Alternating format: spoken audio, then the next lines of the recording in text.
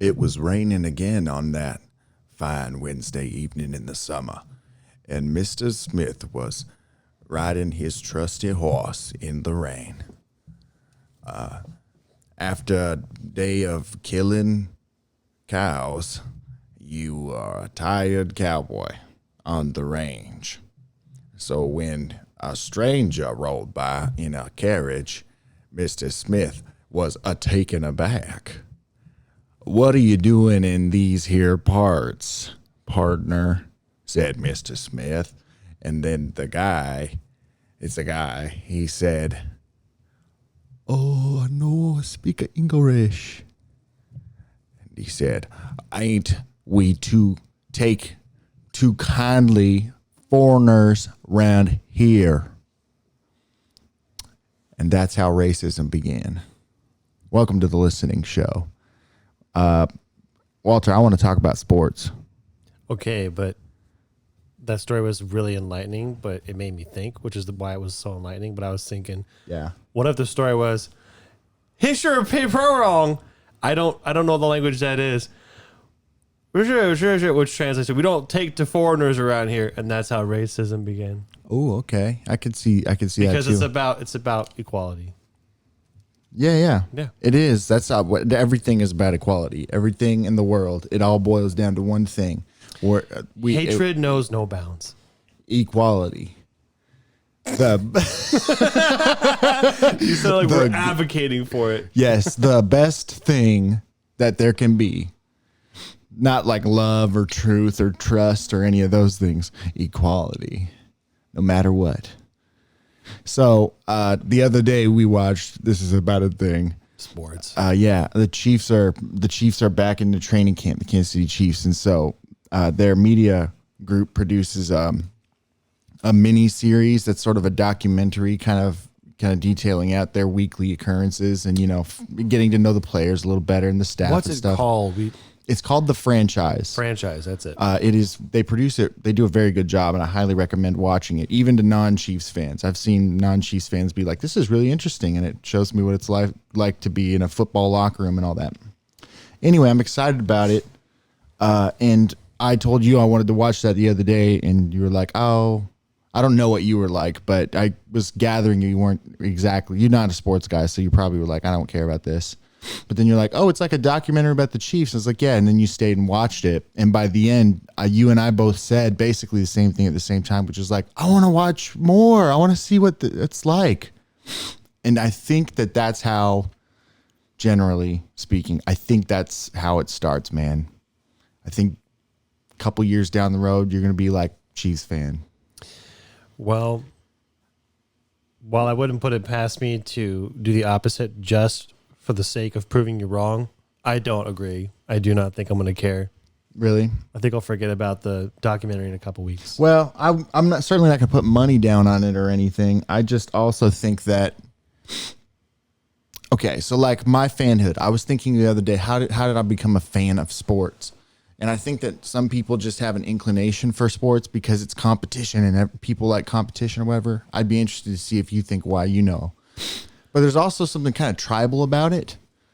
Like sports, it's almost like it feeds our tribal, we win and you lose kind of thing. And it's like it satisfies that human thing in us.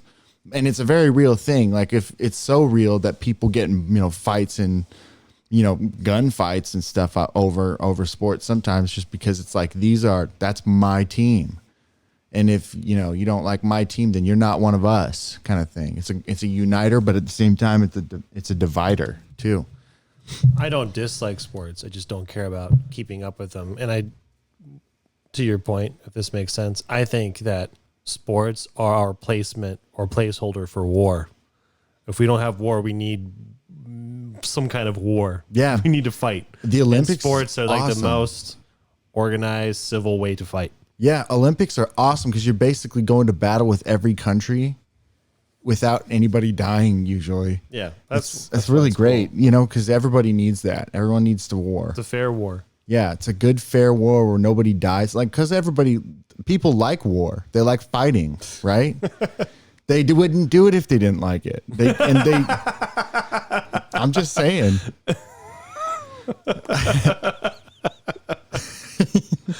tickled. War. They wouldn't do it if they didn't like it. You know what I mean? It's like a thing, man. Like, No, like people.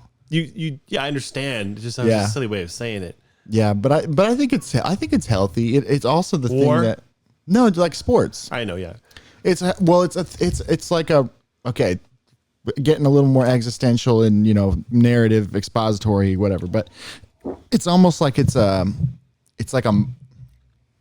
another narrative representation of like what people do.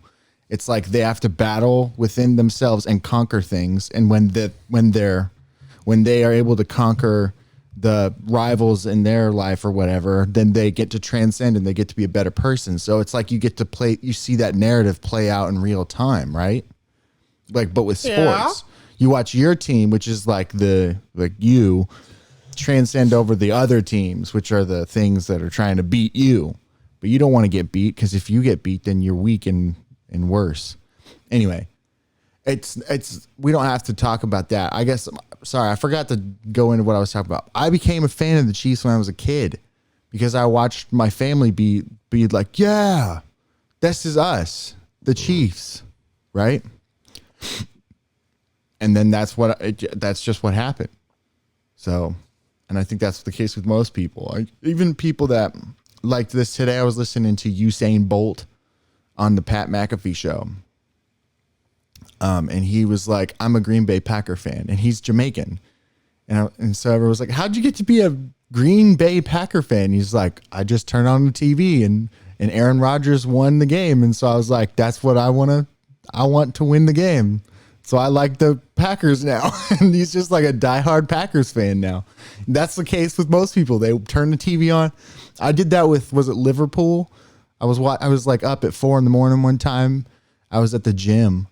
And on the exercise bike was a soccer game from one of the, Premier League or whoever Liverpool plays for, and they won a game. I was like, I like Liverpool now. And I'm sure I don't, but that's in my mind, Liverpool. That's my soccer team. So that was funny. It was like, there's like Green Bay. Anyway. Oh, me? Yeah, you. Spew time? Yeah. Like I was saying, I don't dislike sports. I'm not into them. I think you understand between you and me. Yeah. And I think it's weird. It's kind of arbitrary what gets you into it sometimes, because I was thinking Donald Miller said sometimes in order to love something, before you can love something, you have to watch someone else love it. Man, I always mess with the quote. Sometimes you have to watch somebody love something before you can love it yourself. That's the quote. Anyway, and arbitrarily between you and me, seeing you watch it doesn't make me like it more. But in this hypothetical situation, I've imagined if I had a son who was like really into sport, I'd be like super into it for him. That's how I imagine. I don't know, it's not real, but other than that imagined situation, I can't imagine really caring. Another imagined situation, if I was younger and I was myself into a sport, probably like you were, because you were in football as a kid, that would have obviously helped. Yeah. I wanted to do soccer. I didn't get the chance. So maybe in that different timeline, I would have cared. Part of that all has to do with, I don't know if we talked about it on the show. We talked about it, though. There comes an age when you just stop adapting or taking on new things or adding to your lexicon. You just stop. You start solidifying. Yeah. I'm past that age now, or I'm there to where it's not impossible to pick up a sport, but the likelihood of me caring is going to start is just dropping. Yeah. That being said, I like the Broncos a lot for some reason, even though all I knew about sports was watching the Super Bowl every year. And from that, I derived I like the Broncos. So I don't know if they ever won or if they ever went to the Super Bowl.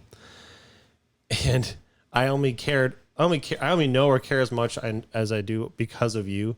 So I made the observation that every Super Bowl I watch, as long as I don't watch the Super Bowl, the Chiefs win. Because I watched every Super Bowl for as long as I remember my one that the Chiefs won. I go, that's the juju. I just have to not watch them play. And so I was like, well, they won, but I got to watch against the next season they lost. And yeah, that's my fault. Sorry. So we'll see this year. because you apparently are really confident that, well, I shouldn't say they're confident. You're optimistic at least, right? That they're going to make it to the Super Bowl. I mean, The Chiefs? Yeah. They've got a really good team. They got, They got the best player. I don't know as much about them as you do. So it doesn't matter what I think about them making it. But I mean, from what you're telling me, it sounds like there's a good chance they'll make it to the Super Bowl. So I'll put it in another light if you want. Sure. Go ahead. So you've gotten into games, right? Like you'll get into games. You're into games too. Yeah, right. But like, what is it that gets us into certain games? It's like first what happens, you get exposure, and if the exposure draws you in, that's the first step. I think the second step is you start understanding how the game works, and so you know how to differentiate between who's skilled and who's not, and how to win the game best. And so, like Rocket League, for example, like it's really fun to watch great people play Rocket League, or they're flying through the air or whatever, because you know how difficult it is. And you know, like, and you don't exactly know how they got that good, but you know they had to put in work to get that good. Well, you Maybe understand you've the tried game it. well enough to understand the curve. You can appreciate the Yeah. skill. So then, you know, for people like me who, you know, we don't even have to have played it to understand it, but if you watch enough of it, then you know that there's technique that goes into, like for football, there's literally You can 11. appreciate it more than I can because you've like done a more and bunch you know more. more about football, so you can appreciate it more. So like, I understand your point. yeah. I mean, to dive into the specifics more, football, to me, it's like the best sport there is. And I've gotten in debates with my old roommate about this, where he thinks basketball is the best sport. And because it's like 5 people who are constantly having to, you know, they're literally, Maximum they don't effort get all the time. There's no right. breaks. There's basically no breaks. There's a bunch of breaks because there's fouls and there's breaks. You get a breather. But as long as the clock is going, everyone has to be moving and running across the court and scoring and running across the court and defending, you know, and I get that point. But my point was, so yes, you're right. And while they're playing like 100% of the time the clock is on, they're expending like 75% of their body's capacity for energy on average. And, you know, when they're peak dunks, they might have to use 100% energy, but then they go down to like a median 75 to jog down. Maybe they'll sprint, but football, as soon as the ball is snapped, every one of those players is exercising 100% of their physical capacity in that moment. Mm-hmm. The quarterback, except for the quarterback generally, quarterback is like brain on, and they have to be on it because it's like 2 seconds and the ball's got to be out. So they're watching 11 people all with different assignments, and they have to calculate in their head trajectories and anyway, it's the quarter. I'm not even getting into diagnosing the quarterback position because it's impossible.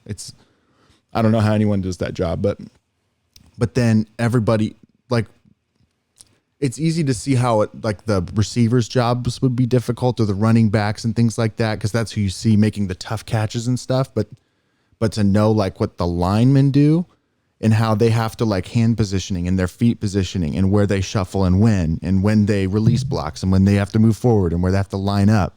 Anyway, all this goes into 11 people having to be in perfect coordination for the duration of the play. Otherwise, it does not work. And anyway, to me, it's like art. It's like, this is incredible. And, you know, that understanding plus the fandom side makes it like the best thing ever. It's like, what? There's so much to do. You could analyze a play infinitely long, and that's just the offensive side of the ball. The defensive side has their own. It's a game of chess that plays out in 15 seconds, basically, every time there's a new play. It's so fascinating to me.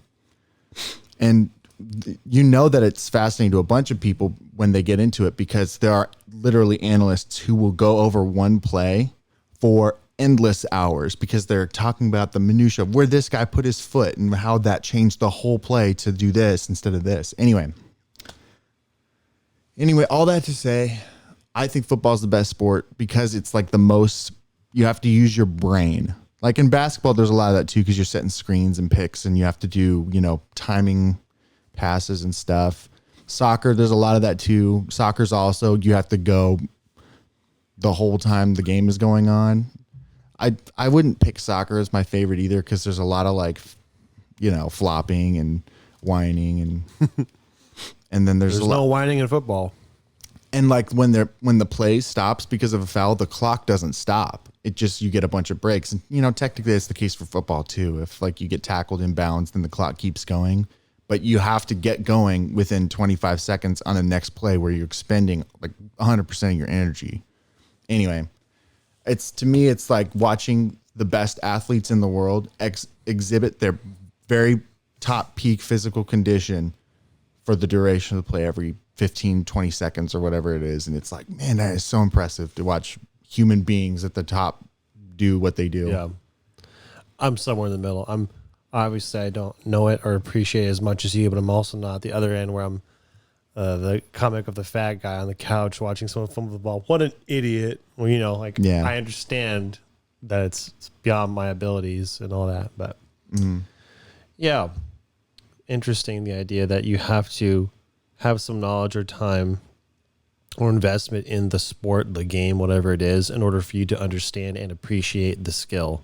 Because if you've never watched curling, I'm picking a sport I've never watched, which might be a good example. It looks or sounds simple. I don't know what's involved, honestly. It looks easy. Maybe I'm wrong. Bowling might be a good one if you've never done it. It looks easy. You try and it's not.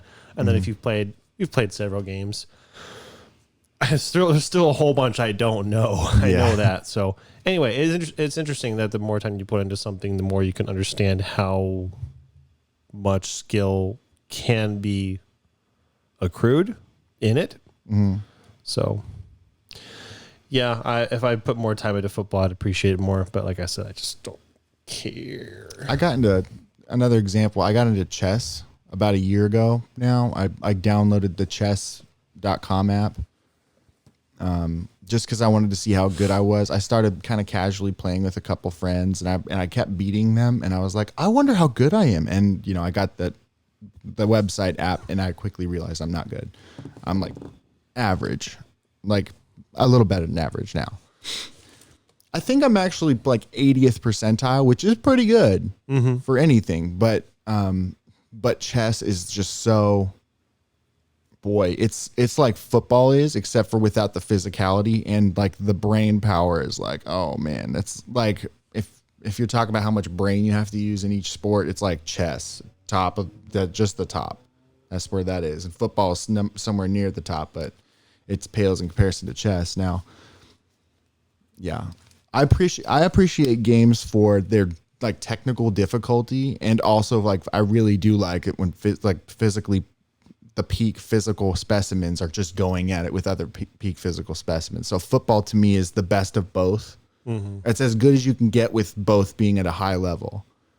Some people say rugby's kind of like football in that it's like you have to be smart to do that and stuff too, but I don't think it's not as smart to me, because you just like go tackle the guy with the ball and throw it backwards if you're about to get tackled, and then you try to get to the other side. In football, it's like we have a play designed for 10, 11 different people that have to do 11 different things, all in unison together with timing. And if it doesn't work, even then, if everybody does everything right, the other side is doing the same thing, and they can ruin your stuff. It's just so interesting. It's so interesting, the infinite possibilities that can happen. In that way, it's like chess. Anyway, chess, it's like it's mind blowing how often people can look into the tiny specific details, and this little pawn move can change everything. Anyway, all that to say, I appreciate both. And so to me, my favorite sport is football. That's my favorite game.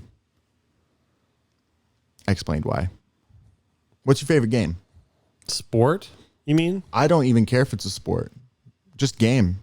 Because video games to me, I get into video games too the same way I get into sports. I really feel like video games are their own category. I get that. I know a lot of people say that. To me, it's just the same thing.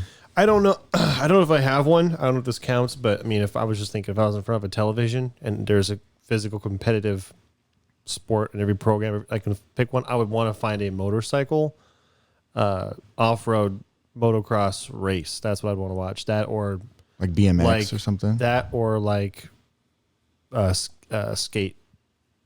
I watched some recently with my dad, not because we wanted to, because it was one of the few things that was on. We have 9 channels. What was it? It was very bizarre. Because I don't understand the rules, but it was like probably 9 or 11 kids, and one of them was Tony Hawk. So that's why I was confused as to what was going on. Half the film was trying to figure out what the rules were, but it's just what do you call that? A U? It's not a half pipe, is it? I think it is half pipe. I don't know, but they were taking turns one after the other. It looked like they had maybe 3 or 4 goes in this half pipe before they had to try to execute a one good trick, and then their turn was over. And I think that was the whole point, was they're taking turns trying to get a high scoring trick. Like, this is interesting, rules wise, but watching kids do this simple motion, and me knowing I could never do that, they make it look easy, and watch them try. Now I was confused because why is Tony Hawk competing amongst them? Because these kids were like novice, clearly. Anyway, that was fun to watch. I was enjoying myself. I was like, It sounds like half pipe. I don't know. I just don't know enough, but I don't have a favorite sport or game that I can think of. Game. Card game, guessing game, board game, video game, sport. Like, there's all kinds of categories of games. So I guess I'll boil it down categorically. So like the game that you have something or somebody you root for, whether it's a streamer or a sport. Like I'm a fan of this person. I want to watch them win against other people. Maybe you don't really care about that. Maybe that's what it is. Because I've always wondered why. Maybe you're not as you don't like really playing games that much that there's any competition. That's true. You just like winning without the competition. More specifically, yeah, I just decided I have more fun not competing. Yeah, so my running days was over. Yeah, I mean, video games specifically, I've played and I've won stuff. I've won some competitions, like tournaments. I was ranked really high in some games, and I felt good about myself. And then aside from those times when I won, the rest of it's just work to me. And I was like, video games should be fun. I'm just going to play to have fun. So I don't play ranked anymore. I don't get too involved in a game. As soon as it feels like work, I just stop, and I'm happier for it. So I understand what you're saying. I don't want to, it's not that I don't want to lose. I'll play games and lose. Like if it's team versus team or free for all, like, all right. But when it's on But you if by it's yourself. if you're going at it with how do you call that? If you're trying to use every ability at your disposal to be on the highest end of this skill curve that you can attain, at some point it's more work than play. At some point, Yeah. I don't like playing past there anymore. Yeah, and that does it for me. Video games to me is essentially like watching television and winding down. That's how I play games. It's just almost mind numbing, but a little bit of thought. I like to think a little bit and exercise a little bit, but I'm not out there trying to be the best, and I have most fun that way. But yeah, that's a true thing about me. But I don't have the experience with physical sports. I didn't get to play anything. I say I didn't get to because I wanted to as a kid. I didn't have the opportunities. That's really sad, man.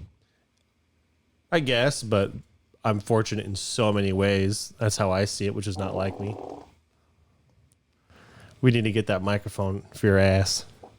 No, We need to get that microphone for your ass. yeah. I don't. Maybe this is conveyed already, but I'm like the complete opposite. I don't play games unless there's a competition. You are a very competitive person, and I don't mean that in a bad way. You just want to Like most go things, at it and win. do well at most things, at any game. And again, not in a sore loser, must win way. Just I'm gonna go at this and try to beat it. Like That depends, man. Sometimes a very sore loser. Okay, but I'm the opposite in that. We're opposites in that way. I'll just go ahead. I just want to be in the circle with you guys. Is my attitude with the game. Yeah, I just want to be a part of it. Thanks for letting me sit in a semicircle with you. That's my involvement with games. Essentially, just anyway. If I'm not better at things than other people, I have a problem. And I acknowledge that is a problem. It's boded decently well for me, but it's also like not.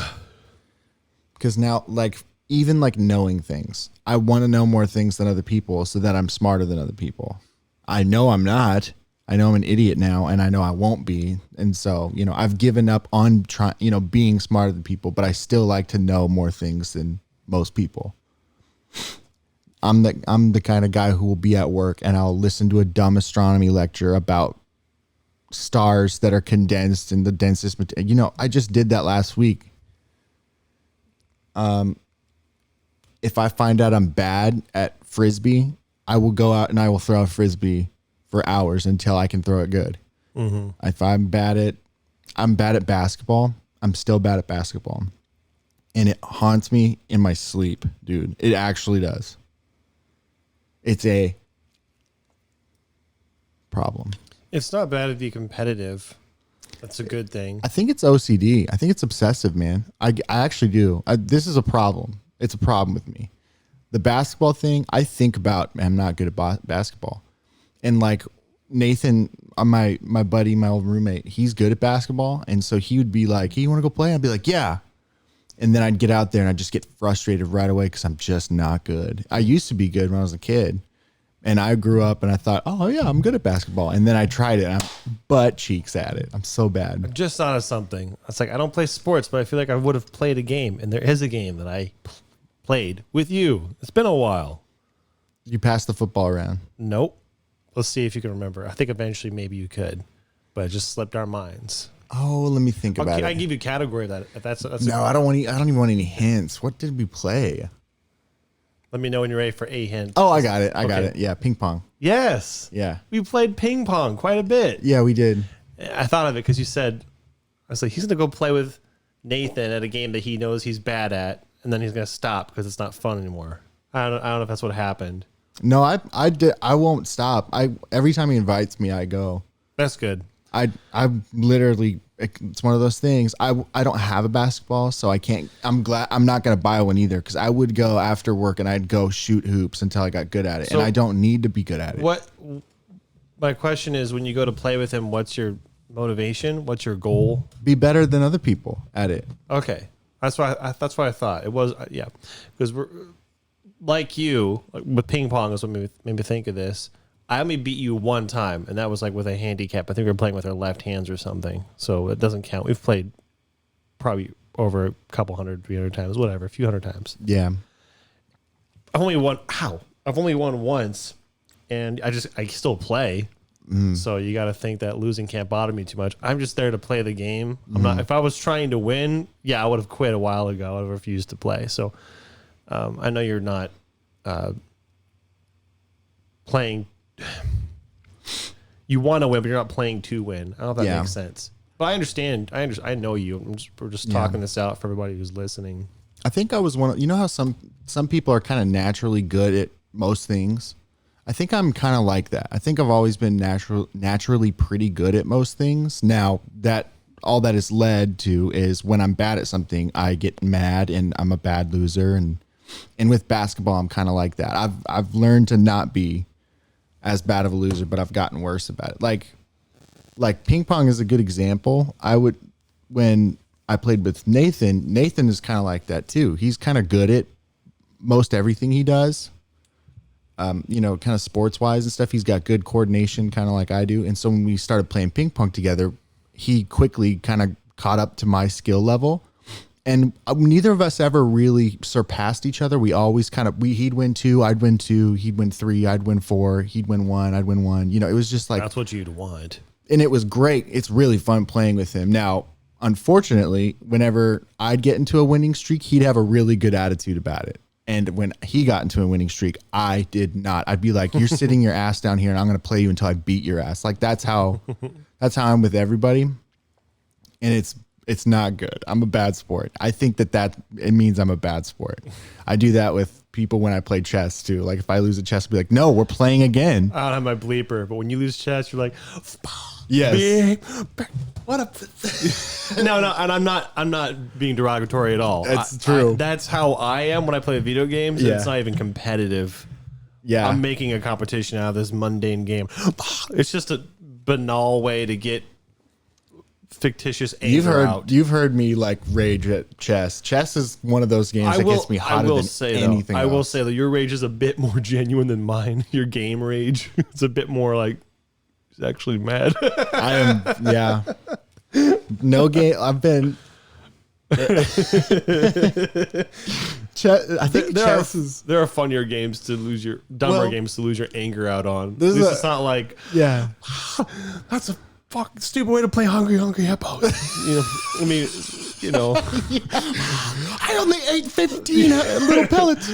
No one's hippos are hungrier than Yeah. No, okay. Chess. Okay, so here's I know it's my caveman brain, and let me explain it. I think it was Jordan Peterson. He explained it too. Like he was talking about Zach's brain. It's very caveman, and it's very. He was talking about what it means to be rejected by a woman, and in the way he said it, I wouldn't know. He goes, "You guys don't know how crushing it is to be rejected by a woman." Basically, what's happening? We all know. Yeah, I'm paraphrasing a lot. Right, I'm interrupting. Basically, I'm paraphrasing, but what he said is, when you get rejected by a women, this is for you to know. Basically, what you're saying is, I don't mind you so much as a friend, but I don't believe your genes should be passed on any further than they are now. Mm-hmm. I don't so much mind that you're alive, but there shouldn't be any more of you later, is basically what that means. It's like, oh man. And I think that's what my brain does. Like when I lose a game, it's not, oh, I just lost a game, but it's easy to lose sometimes. Even if you're the best player of the world, you lose it. To me, it's, I'm dumb. I have to be dumb because I lost chess. And it doesn't wear on me right away, but if I go on like a 5-game losing streak, especially if I do something dumb that I know I did dumb. Like you've been in the room where I like fumbled something and I get very mad.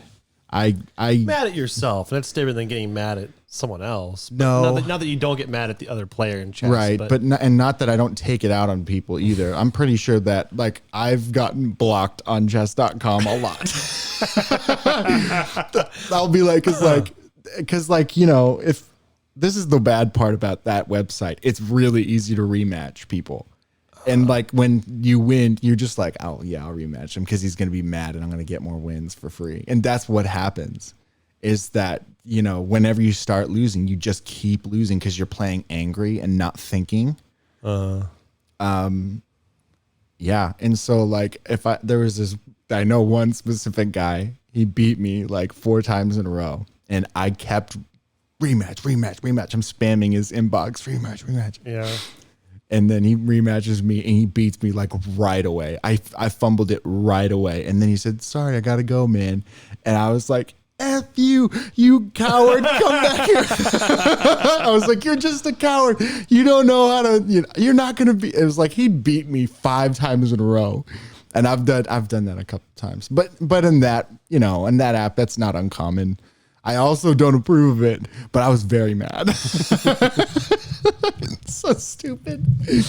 Anyway, I don't know. I don't know why that one more than most gets me. Chess.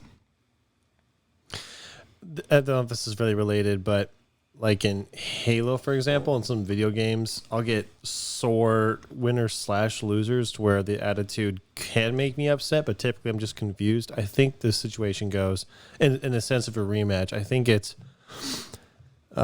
they win first. They win a game. We rematch, and then I'm winning by a lot. And then they start like teabagging me during the game, and I'm not showing any kind of malicious behavior. They're being disrespectful. Yeah, it's weird. It's like, dude, what are you trying to prove? You already beat me before, right? And like you're not winning by doing this. So I don't. This is like juvenile, and I respect but. Right. And it's also, and then at the end I have to go, it's just a game, so I don't really care what they do, but it doesn't really. I don't mind being disrespected. I just don't like losing. That's really the problem. I want to be better. You know what? Than people. I'm the other way around, and not to teabagging. I mean, in life, I don't know if what you just said. That sounded like a really broad statement. I think you said, I don't mind being disrespected. I just don't like losing. To me, I hear that as, I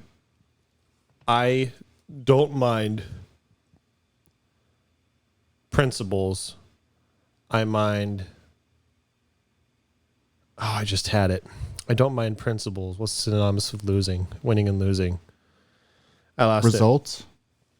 No. Well, anyway, I'll drop it because for me, it's the other way around. Yeah, I really do think it's just a dominance hierarchy thing, and that I perceive these games as dominance hierarchies, and that somehow if I'm high up on these, then that will give me success in life. Well, These dominance hierarchies you want to have- be high on every one that you compete in, which Right. I can't advocate. You've won a lot of in these dominance hierarchies. I'm certain you've won in many or done very well in many. I've done well in several, and for me now I'm content. Like how many of these do I have to be the best at or win at? I've somehow been satiated. I don't know if you ever should be, and if you should be, at what point should you go, okay, I guess I won this one thing once, so I'm good. I don't know. It's Yeah. really arbitrary. Imagine you did nothing with your life and you weren't exceptional at anything, but you became president one day. That versus the person you want to be who just learned many languages, won a sport, blah, blah, blah, all this stuff, never became president. I'm sure you'd rather be that person, but maybe this person who became president and didn't do anything else would rather his life. It's Yeah. really weird, but for me, I've hit it to where I'm happy with my accomplishments. Now, this is something I said. I think it's you should be content but never satisfied. I think it's one of my omens. That's a And good if, one. And if that's true, then I'm not really living by that. I'm just content and satisfied, which goes against my little preach there. Like I'm just happy with what I have, but I should strive for more always. Find that balance is the arbitrary point I was talking about. How many things do you Yeah. have to win? That's a I'm good halfway question. there. I think I've won enough things, so that's cool. I don't know. Do you think you've won enough things? Definitely, but I don't. Well, I don't know, man. That means that's another way of asking that is, do you take your life for granted? Hopefully, and I don't think you do take your life for granted. And don't be too critical of yourself. I mean, shoot, you freaking have a place to live. You have a job. You don't have debts. You have your health, and you have a family that loves you. You got a car. Shoot, like you're way up. You know how to use a computer. Yeah. You're way up there. You're in the wealthiest country in the world that's ever existed. I mean, I can't complain. the Anyway, top 1%. I'm sure you're not. There are actual people out there who have what you have or more, and they think they deserve more. Anyway, I'm sure you're content, Yeah. but I don't think you're satisfied. I think you're in the right place. Yeah. I don't know that there is such thing as a right place, but That's literally what my tattoo is about. right. I'm not going to show it because it's blocked on it. It's mine. Yeah, you got But a tattoo. It's essentially a yin Taoist yang, symbol. yin yang. I didn't learn how to pronounce it. It's what it Yes, represents. it's the Taoist symbol. Yeah. It's about the middle road, the way. Do you know the way? Yeah, it's the middle. You know the way. It's about balance. Sounds really hippie, but I really, in most areas of my life, It's about spectrum. believe in that balance. But I'm not gonna get into too much. Just It's about balance and also the immersion of chaos from order and vice versa. and you can't have one without the other. Like I was Correct. mentioning before, When one rights, is eliminated, the other grows within it. rights and responsibility is one of those. It's just a bunch of like you two halves of a coin. That's what my tattoo is about also. What part of it? My tattoo, it's a poem that I wrote that says, beauty is in the contrast of the flawed to the flawless, of the wretched to the righteous, and of dissonance to its resolution. It's the same idea. It just doesn't have the Taoist symbol on it. Technically yours doesn't either, but it's like a version of it. Yeah. But that whole idea, this was the whole tattoo is supposed to be just snapshot into 21-year-old Zach. Boom, adult. And growth, and birth. And then the whole idea is in that I took a music songwriting class and one of my teachers was teaching me a lesson about music, and it's been repeated many times, but I like it. And he talks about major chords and minor chords. And basically the idea is major chords work because that is how sound works naturally. It's like beautiful and it splits itself and it sounds perfect just the way it is.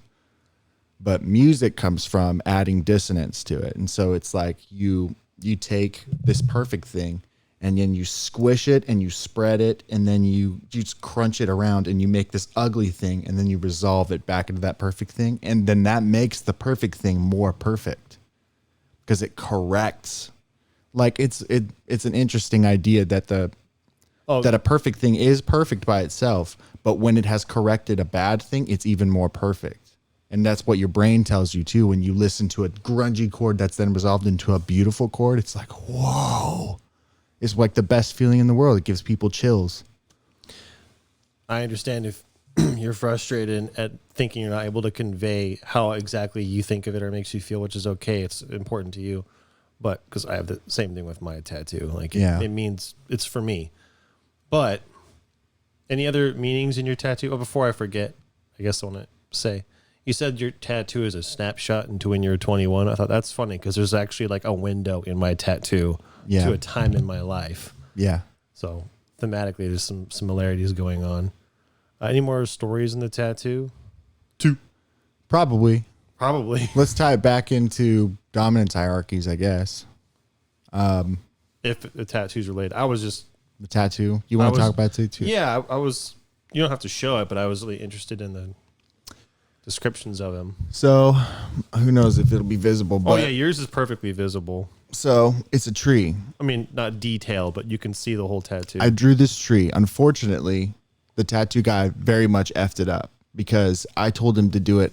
Well, I don't know that I explicitly told him. I just said, just copy this tree how it is and then use this. And I came back the next day and he was like, I made some modifications to the tree. And I was like, which ones? He's like, oh, it's the same tree still. And I was like, okay, that's fine. And then he put it on there and he started. And then I looked in the mirror and I realized that is not the same tree. And he goes, that's what I said. I said, that's not the same tree. He's like, no, it is. I just mirrored one side. And I was so angry, but the tattoo was already started. And so I think he could tell and he like stopped. He's like, you good? And I was like, yep. But that is my one regret with the tattoo because I made the tree crooked on purpose. Yeah. Anyway, because arms are crooked. It's not like it's like bicep on this side. Anyway, and arms are crooked. That's not how trees work. It kind of ruins the whole meaning of it. I'm gonna get mad if I keep thinking about it. So I drew this tree and I liked how I drew it. Basically, how I drew it was, crooked on the top, but it's a pretty tree, and then the bottom, the roots all kind of mirror it, but they mirror it in this really tangled, gross way. And he did do what I asked him to do. You can see how it's covered by the bird too, but I can see the roots. So there's the tree that comes down like this, and then where the roots happen, there's like a line, and it's just darker underneath the line. And that is what I wanted. I wanted it to be kind of a mirror of the same thing, look like roots still, but then to be to the two sides of the same thing. I guess it is kind of the same thing as the Taoist symbol. Yeah, I'm understanding some of that. It's polarity. And then the other part is one of my dad's hawks that he had. His name was Apollo, and I got that bird to represent a couple things. It's not important. You don't have to share what you don't want to share. But I got that bird specifically because that bird was super friendly, and he liked me. He would fly to me like I don't know if he thought I was my dad, but we had to start bringing a gauntlet for me too, because he would fly to me and then I'd just have to catch him barehanded, and those talons will get you. Yep. And I remember one time he got me and just like kind of poked my hand. I was like, yeah. And he's like, I guess we're gonna have to give you a glove because he's gonna fly to you. But I liked it. I was like, it's cool. He's like flying my hand. He thinks I'm a guy. I'm like his friend. Anyway, so that's why I got that bird too. And then the poem on top of it all. So that's why boom, boom, boom. It's really interesting. I have two thoughts. I'll go with this one. I should talk about the bird, but go ahead first. Oh, if you want to. I was like, would it take too long? But it doesn't matter. You can go ahead. Visually, they're kind of representative of us in ways that they're different. I don't think I'm going to show mine because I don't want to, and also it's healing still. Wait till it heals. I got it last night. Shoot, it's right. only been a day. His is very, I don't know if you can see it, very organic might be how I describe it. Artistic, organic, different shades of black. Ask him if my muscles look bigger too. Ask who? Them. You ask them. Do my muscles look bigger too? That's a trick question. Bigger than what? Like, than they were. I've been working out. So you can answer me later. You don't have to answer it right now. But you better have an answer. And you better say yes. Or else. I show my tiny bicep, or else. Sorry, go ahead. All right. It's a joke. I like jokes. I forgot what to say. Right. So artistic, angular, creative, sprawling, thematic, but all weird. Mine is very organized, linear, Manufactured. solid black. I call it a geometric blackout design. I helped design it, by the way. You put a little something on, not the tails, but Yeah. you split it, and Yeah. I did whatever. Who cares? Very happy with it. Anyway, it's interesting just visually. If you just don't put meanings on them, take them at their face, they're very different Yeah. visually. Well, minus the fact that they're both black and white. One of them could have color, but they more or less kind of represent or have the same ideas in them. I think that's kind of interesting. That is kind of interesting. It visually is kind of representative of us. I'm a more orderly person. Like if you were to look at our rooms, that's like a good general metric for anybody. Get an idea of what a person's like. You can learn a lot by looking around the room and not even touching it. You can learn a lot. That's like a little representation of us or our personality. I think it's kind of interesting. Even though we kind of believe or feel the same way about things, they're represented differently. In another way, mine is way more stuff in it than yours. I was gonna say, mine is way bigger and you flex them. No, like there's like, this is like 5 tattoos in one, and yours is like what it is. Just one solid Which stamp. isn't to say that you're more simple than me, but I do a lot. Like I do just a weird variety of stuff, and you very like, I have my thing, and these are what I do, and I have a schedule, and I have rules. You like when I came home, you're like, we need to talk about rules for chores, and I was like, I'm not having it because I don't like rules, and so I went up to my room instead. We can still talk about chores if you want to. But anyway, the point was I'm making the correlation that I have to be good at everything, and I have to have everything. I have to be a bunch of things. I have to have all these dominance hierarchies I'm in. I have all these tattoos, and then you're just like, nope, I just have my thing. Expounding on that about the differences, like the rooms, I call it a style. It's not right or wrong. To me, that might be messy, the tattoo or your room. It's a style, and I can respect it. Like, I can see a version of myself where my bed is unmade and I have stuff out, but that's just not me. Anyway, like, it doesn't bother me to see it around. I'm not OCD where I'm like, well, you have your pens out and why, whatever. It's a style, and I can respect it. I just think it's interesting how it could be just messy different. too. I generally, like, even when my room is a lot of the time it's clean. It's not a mess. It's just not as orderly as mine. Right. That's There's a lot of stuff in it. and there's a lot of stuff, which it's not good or bad. You have more Yeah. things, which Yeah. I just think it's interesting how bedrooms are like good representations. I'm sure it's not my idea. At least I'm not the only person who's thought of this, but there are fewer things in my room, but everything has a function and has its place. Is that feng shui? I don't know. What is it called feng shui? Is that I don't know if it's Chinese or Japanese, but it's the idea that you build your room in a specific way and it creates it actually creates an atmosphere and like good luck for you or whatever. But I can't remember what it's called. Feng shui. I want to say feng shui, but maybe that's, I'm so sorry. I'm so ignorant if that's wrong, but there's a word. I learned it from Animal Crossing, the video game. Because like if you how you organize your room, there's like this, like you'll get like a letter in the mail and you'll get points based on if it has good, I'm going to say feng shui. Whatever the word is. Whatever the word is. And if you have a really high score, then you start getting good luck stuff.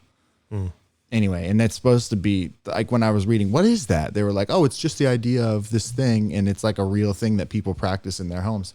It's like about how you have like a yellow clock on the north wall because that's the sun in your life and it shines on you or whatever, just weird stuff like that.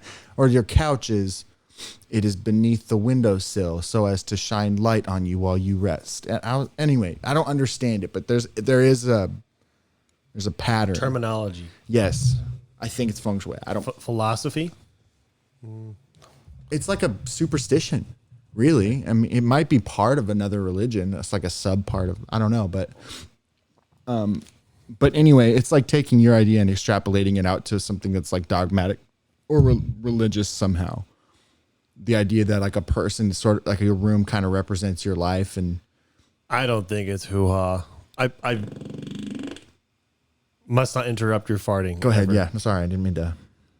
I would be surprised if there haven't been any, what's the word, scholarly literature or studies, psychological, whatever, done on that, where it's founded in, what's the word, education, scholar, whatever. Shoot. There's Academic. literature. That's the one. Academically noted somewhere. I'm certain that's a thing. There's literature on room cleaning. I don't think it's a Jordan philosophy. Peterson has literature on room cleaning, like clean your room, clean your life. It's that that's different maybe, but different angle on it. I'm sure I don't think I'm stumbling on anything new. I'm certain that's a thing. yeah, I think it's interesting. it is. And it is real. I know that I didn't feel like I was like at home until I got my room the way I wanted it in my living room. Like the more I've gotten the house the way I want it, the more at home I felt. Yeah, that's a good feeling. You're going to do that pretty soon in your new room. Oh, you mean moving? Yeah. When you didn't move downstairs. Yeah, that's not going to be much. This isn't very related, kind of. Whenever I leave for a trip, I clean before I leave so that when I come home, everything's where it should be so I can really feel like I get home. Yeah. And that way I don't have to do anything when I get home. I just go, Mm-hmm. So that's nice. That's a terrible feeling when you come home and your room is as dirty as it ever has been. I've had that happen. any time, especially after a long trip somewhere else. I've had it maybe happen once where I just didn't have time. And It's not too much of an exaggeration when JP says when your room is dirty, it's hell. Like he's exaggerating, but it is not too much, you know. It's you are your room kind of thing. I mean, I get his point. It's all very what's the word? Allegorical, maybe. it's a good word. Certainly you can understand this sentiment, but you ever feel like you can't think very clearly until you've cleaned your space? Yeah. I think everyone has that. I think that's another idea similar to what JP was talking about and what I was talking about. If your room's a mess or not the way you want it organized, if you were to organize your room the way you want it, you'd be thinking more clearly. You'd be thinking the way you would think too. Yeah. Yeah. I think it's interesting. It's a very physical representation of your mind. In that way, let's extrapolate further just because I'm curious. If I wanted to think differently, tying it back to my problem of being overly competitive and wanting to be dominant in all these hierarchies, if I wanted to be a kind of person who didn't need to be good at, I don't want to be, because what I would like, sorry, I'm a little scattered. There's like 7 things I want to say. Where I'm at as an adult right now, as a person, I am recognizing that being a jack of all trades and master of none is not what I want to be. There are plenty of those people that are good at everything, but not great at anything. And I don't want to be that. I'd rather be great at something or some things. Mm-hmm. So extrapolating on this, clean your room. If you take what you said further, if you clean the room the way that you want it, then you can think clearly. Maybe the correct statement is if you clean the room, the degree to which you clean your room is the same degree of clarity you'll have to make different choices. So let's take that a step further and say, if I started cleaning my room like a person who is master of one thing, maybe I would start behaving that way. You know what I mean? If I actually started developing habits that people that I want to copy their behaviors or their patterns of life, you know what I'm saying? Yeah, but I think if it works, it's backwards. It's not you clean your room a certain way, therefore you become a master of one. It's if you were to become a master of one, that would influence how you organize your room. I don't know that the person you are manifests in the space around you. And then cleaning the space around you can help better orient yourself to what you are. Mm-hmm. It's a representation. The only way it works as far as bedroom to mind is you order your bedroom, and that helps you. So I've got open up RAM space. Maybe this isn't a good. Tell me if you don't think this is a good analogy. People are sponges. You've heard that analogy. Whatever you take in, if you're a dirty sponge and you try to wipe something, you're just wiping dirt on it. So let's say the habits I currently have make me a dirty sponge. In this example, maybe what you're saying is once you're a clean sponge, then you can clean stuff better. But I'm already a dirty sponge. So maybe the only way to become a clean sponge is to start getting around the clean water. Even if I'm a dirty sponge. Yeah, there's another sin example too. It's like if you're sinning a bunch, you go to church and then you've got all this dirt in you, but you have to like get to be clean again. I don't know. There's some analogy there. Maybe it works both ways. Maybe. Or maybe it works both ways and we both operate differently as far as it can work and does work both ways, but you go in one direction, I go the other. Maybe this isn't important. When it comes to the church analogy, I don't think it's you go to church to get fixed. You have to fix yourself or should before you go to church. Really? Mm-hmm. I'm that kind of a person. I think I'm the opposite. Yeah, I think you are too, and I don't think it's wrong. I don't know, but I'd like to know which one it is because that seems pretty damn important. Well, you know? Here's another example. You have a group of 3 friends. You're one of 3. Make sure I get this right. They're a good influence on you, and you're not the way you want to be. Your method would say, I'm going to go hang out with these good friends, and then they're going to orient me. I see it the other way around. I see I'm going to be a bad influence on them. I have a responsibility to get myself sorted out. Ooh, that's so interesting. So just different ways of thinking. So here's why I think I'm right. So here's why you're wrong. No, I don't know that you are. I know I'm not. I'm not. I'm just genuinely interested. It'd be funny if in you this. said that. We don't disagree about much, so it's so interesting to me. So like, let's say you're a violent person and you don't want to behave like a violent person anymore. You have to start becoming a not violent person by behaving like you're not violent even though you are. You know what I mean? You don't say first you have to stop being a violent person before you can start behaving like you're not a violent person. It's not, it doesn't work like that for that. So it's like, I think it's like that for a lot of things. Like if you're a murderer, you don't just be like, I'm going to not be a murderer. And then you're not a murderer. It's like you just stop murdering people and then you're not a murderer. Even if, you know, in that case, you're always a murderer. What you need to do is hang around some alive friends and be like, you know what? Living people are all right. You found the flaw in it. But you know my point. I'm making a joke. No, I don't disagree. That's just not how I operate. You don't go, I need to clean my teeth before I brush them. Like the process of brushing your teeth is what cleans them.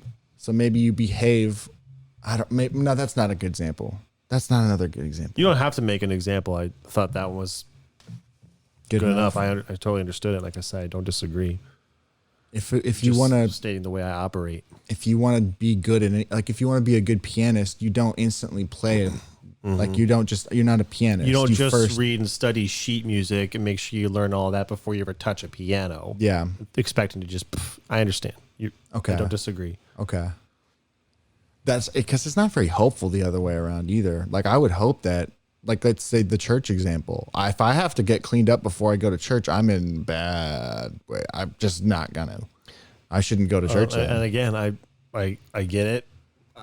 I agree even, but I don't operate that way. And if someone didn't operate that way, I'd be like, I understand why.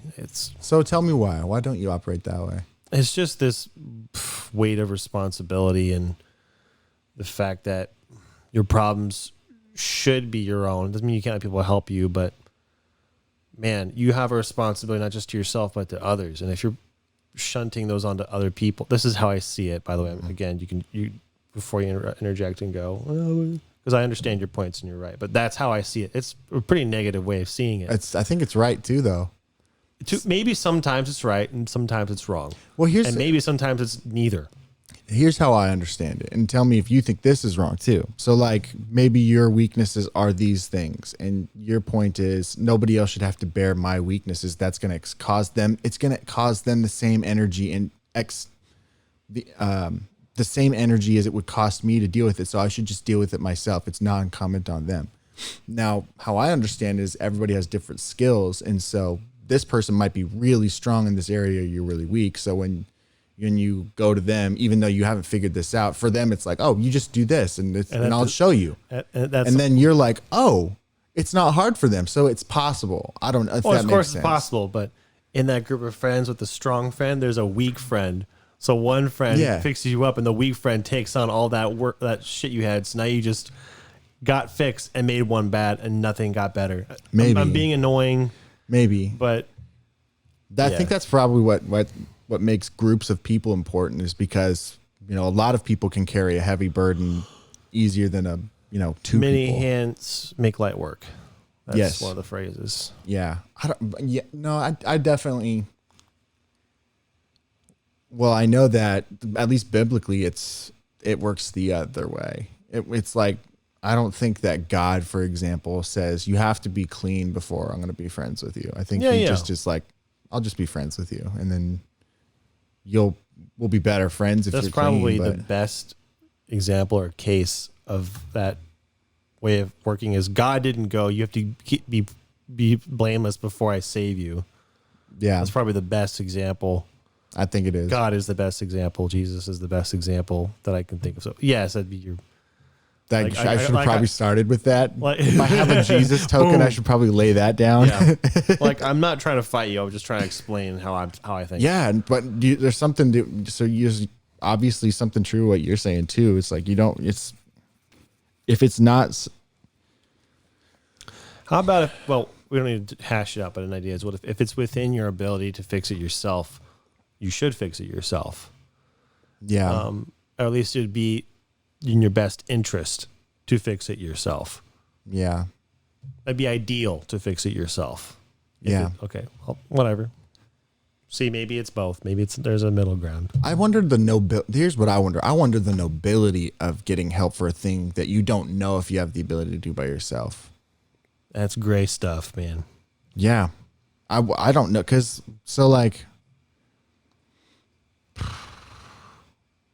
Yep, I'm going to go there. So did you hear about the Olympics? Nope. Okay. So, gymnastics, right? The sport. Generally. You know who Simone Biles is? Nope. She's the greatest of all time. She's a female gymnast who is literally head and shoulders above everybody else in the world and has been for about 5 or 6 years. She's a dominant freak athlete who just she can do things that no other woman can do. And so she does them. And so her degree of difficulty is always higher and she just always wins. Well, obviously there's a lot of pressure with that. I don't know. There's a bunch of speculation as to what happened, but the Olympics came through again, and she's already won a bunch of gold medals in the Olympics. But this year she's back again. Well, she wasn't having such a good Olympics. She was messing up, and it wasn't perfect. Well, then she did this one routine, and it was very bad. It was kind of dangerously bad, and so she quit. And everybody was like, You're the greatest. You can't quit. You're literally the best. If you had a bad day, sports, you have a bad day. And so there's a bunch of people like in one ideological side who are like, you coward, you're supposed to be the example. And the other side, it's like, how brave of her to quit when she knew she couldn't do it. Nice. That one wasn't me, guys. So there's these two ideas that are conflicting, and then there's some people that are right in the middle that are just like, can it just be she quit and she's not evil or good for it? She just is not going to do it. Okay, that's fine. It's her prerogative. Anyway, so when I was thinking about that, I'm trying to figure out how to tie this back. There was a way that it tied back into, yes, the nobility in recognizing your weakness. This side, they're saying how brave of her to quit. And I'm not sure that that's right. Let's say pro quit and pro stay. Yeah. And then, so with the pro quit people, they were saying that it's noble to quit somehow. And I don't think that that's right at all. I'm not that side. You're not on that side. Now, I'm going to give a little bit of more information to bolster that side, though. There's this thing called the twisties that gymnastics can get, and it's complicated and I don't understand it. But basically what happens is your brain stops working. You just stop being able to orient yourself in the air.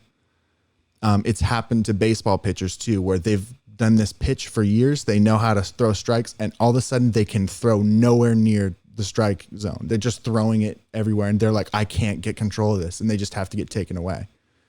I think it happens with people and everything. You just forget how to do a thing, and you're like, why can't I do this thing that I've done millions of times? And I think that that's what happened with her too. Now it's different in gymnastics than in baseball, because in baseball you could just get taken out. In gymnastics, if you lose yourself in the air, you could break your neck. So if that's what happened, then it was good of her to quit. I don't know if it was noble, but that is the right choice. Noble is different than that, though. Noble is like, Yeah, if the question is what's noble, I don't know if I have a say, but my initial thought based on the situation you described was, well, it's close to the middle, yeah, which was assuming she just wanted to quit and had nothing to do with her failure, she can quit whenever she wants. So I don't Right. care. That's generally where I land. Right. I can see arguments for both sides already, but yeah. I think the only wrong answer is extreme right or extreme left, basically. Yeah. Basically. Yeah. The extreme, go like on, the go on. the right wingers are basically, you coward. You're supposed to be the example for women, and now you're quitting. You're showing that it's noble I'd to say, quit. okay, I'm supposed to be the example for how long? Right.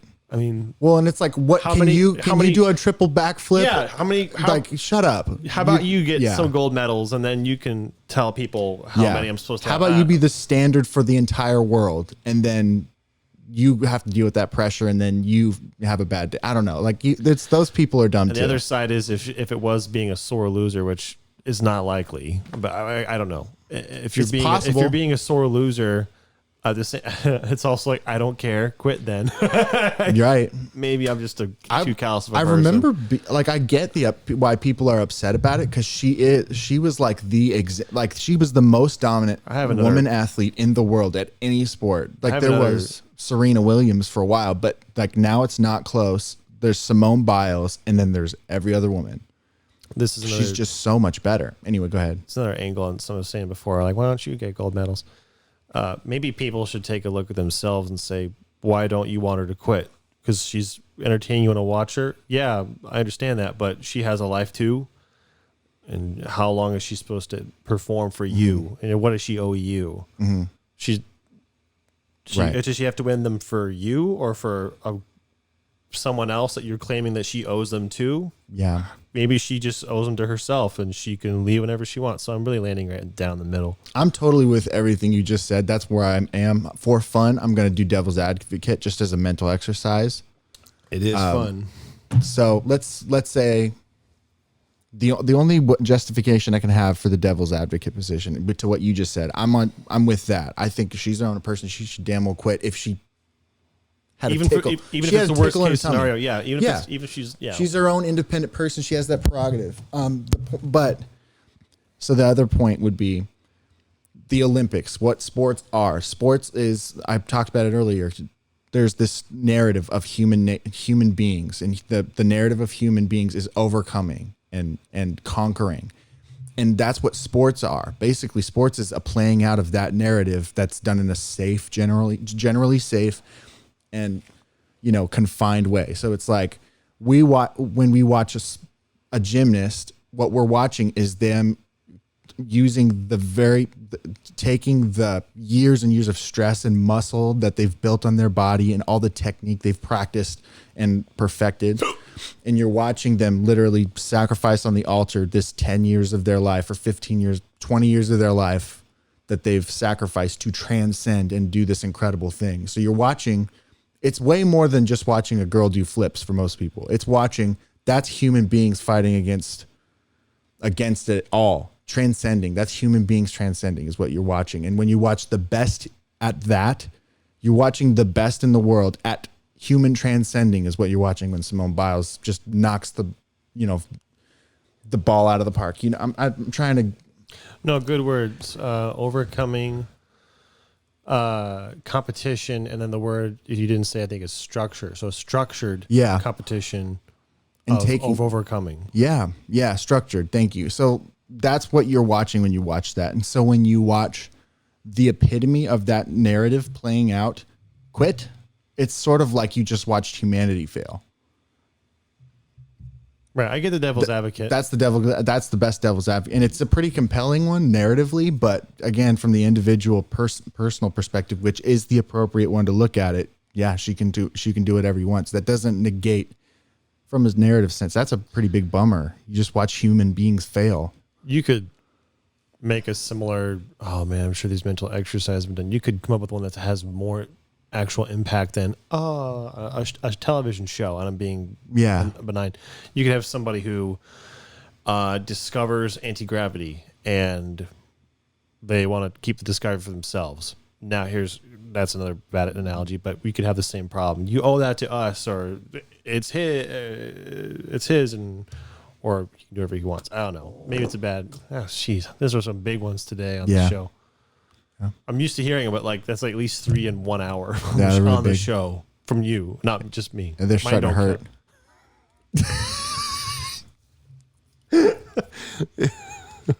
Maybe you should pray.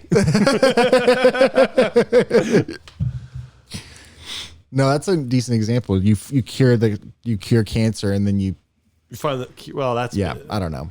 That's even harder than mine. Mine harsher. Yeah. Not that it was a bad one. I was just trying to take it a step up. Like there's some real world ramifications as opposed to the world's not going to change if whatever she does. The world's going to move on. But. Or like let's say you create nuclear regenerating power that's sustainable and it's safe, and then you use it to destroy a building, or you'd use it for evil instead. You just watch humanity not only fail but be I was malevolent. trying to turn into physical ramifications. If whatever she does, good grief, physical ramifications. Whatever she does isn't going to change people's lives, right? As opposed to someone not discovered. Immediately, yeah.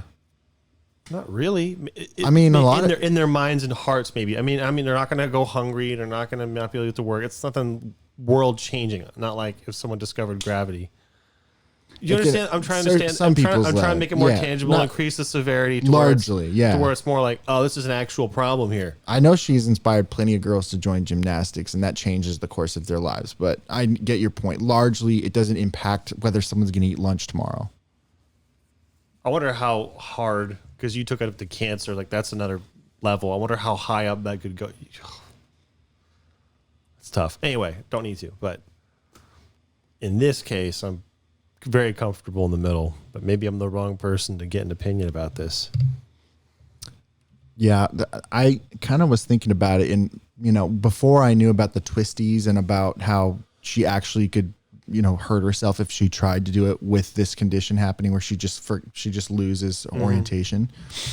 Before I learned about that, and I thought it was just quitting because she was being. Yeah, that's basically. I thought my point was my first thought was I don't really care if you lose. We want to. That's part of the human story too. Yeah. But you've been so dominant that if you lose, then it's like, okay, that's part of that's just part of life too. We just watched the best of us fail. And that's sort of beautiful in a different way too. I would have rather watched the story play out than for someone to throw the book away before the end. Yep. That's kind of what it felt like. Yeah. But again, I now know the context, and I actually, it's like even the chance at that, that's so scary to think about. Yeah. Literally, because she's just flying through the air and landing on her feet. And one of the other gymnasts explained what happened. She was supposed to do like 2.5 turns, but she only did 1.5. And then you can see her look sideways, like, where am I? And then somehow she landed on her feet still. But then she was kind of shaky. And then she put her hands up and she walked off and was like very like disturbed. Yeah. Anyway, I get it now. And I'm definitely team her. I just was trying to bring an example of, I was trying to figure out how to tie I don't know I know that that's question. Right. I know that it's not noble. It's the good choice, but noble is something that's like, I don't know where noble is on that one. Yeah. Is it noble to prove what and die? Or is it noble to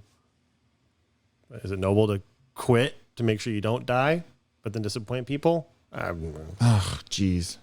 That one, I don't know that nobility. Maybe nobody even factors in on that one. I don't know that noble it plays any part in that. And so that's what's kind of dumb about people bringing it. It's just kind of a dumb thing to say in general. But I do, maybe that answers my question about nobility in the case of acknowledging your weakness and having someone help you with it. Maybe it's not a noble question. Maybe it's a right or wrong thing. And if it seems like it'd be the right thing to do is acknowledging weakness, accepting help for it. But I don't know, compared to figuring out yourself, for example, like you said, bringing it back, a good going rule. to church, for example, was that whole example. I don't know. It's noble. You said going into a group and corrupting your friends, your good friends, or having your good friends square you away. Whatever these analogies were, we don't know what's noble. Well, you back to what you said. You said I don't know what the rule is, but you said the rule might be something like, if you can do it yourself, you should. But if you can fix yourself, it would be ideal if you did. Ideal is I think a better word. It's the best. This is the best, the highest good. The highest good would be if you can fix it yourself, do it yourself. That's the highest good. Doesn't mean you have to, or it'd be wrong if you didn't. It'd be the bestest. That's ideal. We're at a crossroads right now. Good. I want to keep going for a while because I want to bring up another thing. But if you want to stop, we can too. I want to keep going though. What's the thing you want to go on? Better to be at a crossroad than a roundabout. That's better conversation. So it's what you just said. You said something that made me think of it. So it has to do with ideal, best. Yes. Good. It was if you can fix it yourself. And I wanted to get into a conversation of what people can fix themselves and like this is why it would take a while, is because if God needs to fix things for you, and then what that means. So it might be another what is God conversation. That's why it could take a while. Yeah, I can see a lot of worms there.